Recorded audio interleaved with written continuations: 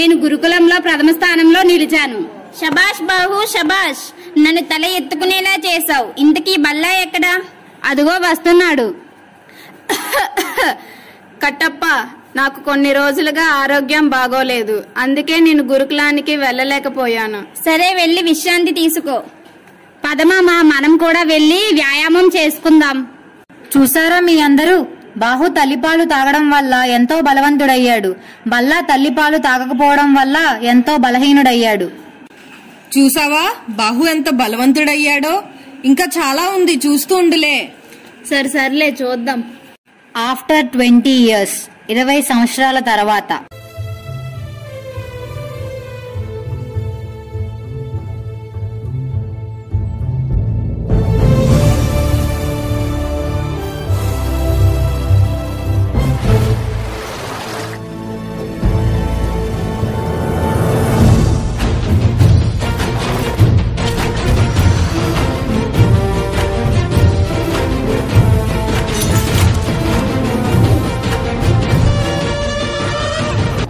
బాహుబలి బాహుబలి బాహుబలి.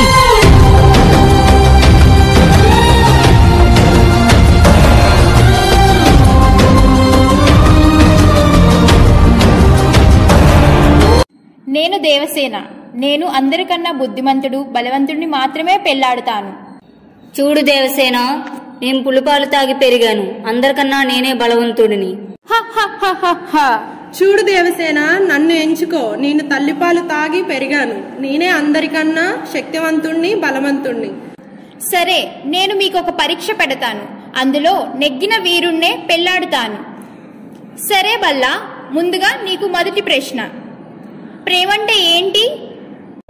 చల్లగా అల్లుకుంటది, మెల్లగా గెల్లుతుంటది, వెళ్ళనే వెళ్ళనంటది, విడిపోనంటుంది. సరే బాహు, నువ్వు చెప్పు, ప్రేమంటే ఏంటి? అమితమైన ప్రేమ అమ్మ, అంతులేని రూపం అమ్మ, కల్మషం లేని ప్రేమ అమ్మ, ప్రేమకి ప్రతిరూపం అమ్మ.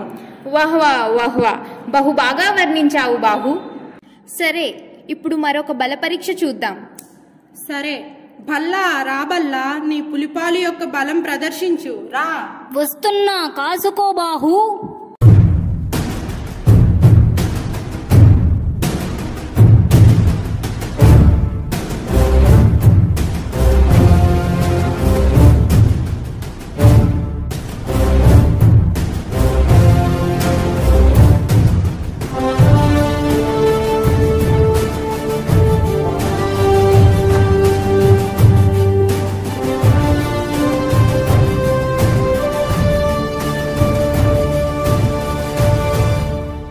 ఈ పరీక్షలో బాహు నెగ్గాడు.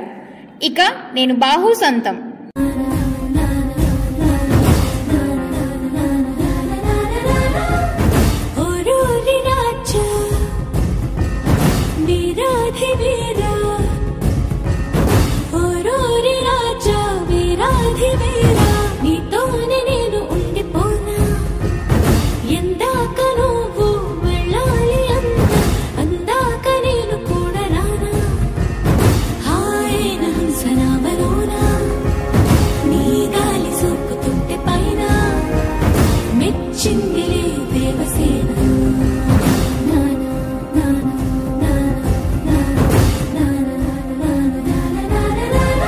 చూసావా, బాహుబలి 6 నెలలు తల్లిపాలు తాగడం వల్ల ఏ రోగానైనా ఎదిరించగల శక్తిమంతుడయ్యాడు.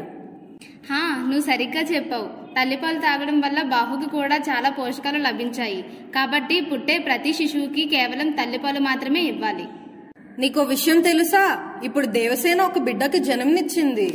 సరే చూద్దాం, ఇప్పుడు దేవసేన తన బిడ్డకు ఎలాంటి పోషకాలు అందిస్తుందో. అదే చూడాలి, వాళ్ళ తాత ఏ పులిపాలు తెచ్చి పడతాడో.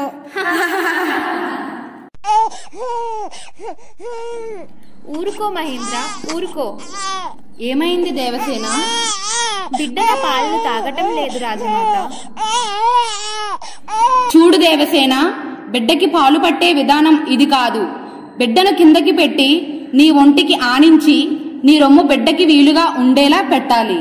అంతేకాకుండా నువ్వు ఈ సమయంలో ఎంతో పోషక ఆహారం తీసుకోవాల్సిన అవసరం చాలా ఉంది.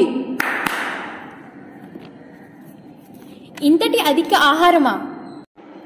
ఈ సమయంలో బిడ్డ ఆరోగ్యంతో పాటు నీ ఆరోగ్యం కూడా చాలా ముఖ్యం. ఈ సమయంలో తీసుకోవలసిన ఆహారం ఆకుకూరలు, పాలు మరియు ప్రతి 2 గంటలకి ఒకసారి మంచినీళ్లు, పళ్ళు రసాలు తాగాల్సిన అవసరం చాలా ఉంది. సరే రాజమాత, మీరు చెప్పిన విధంగానే పాటిస్తాను. బాహు బాహు వస్తున్నా దేవసేన. నాకు ఒక ముఖ్యమైన పని ఉంది. నువ్వు బిడ్డను జాగ్రత్తగా చూసుకో. సరే దేవసేన, నీ పాలను కొన్ని తీసి పెట్టి వెళ్ళు. బిడ్డ ఏడ్చినప్పుడు ఆ పాలను బిడ్డకు ఇవ్వడానికి ఉపయోగపడతాయి. నువ్వు సరిగ్గా చెప్పావు బాహు. పిల్లవాడిని చూసుకోవడం కేవలం తల్లి బాధ్యతే కాదు, ఇంట్లో ప్రతి ఒక్కరి బాధ్యత. సరే దేవసేన, నువ్వు జాగ్రత్తగా వెళ్ళిరా. నేను బిడ్డను జాగ్రత్తగా చూసుకుంటా. సరే బాహు. కానీ దేవసేన బిడ్డకు పాలు ఎలా తీసి పెడుతుంది? అవేం కావా?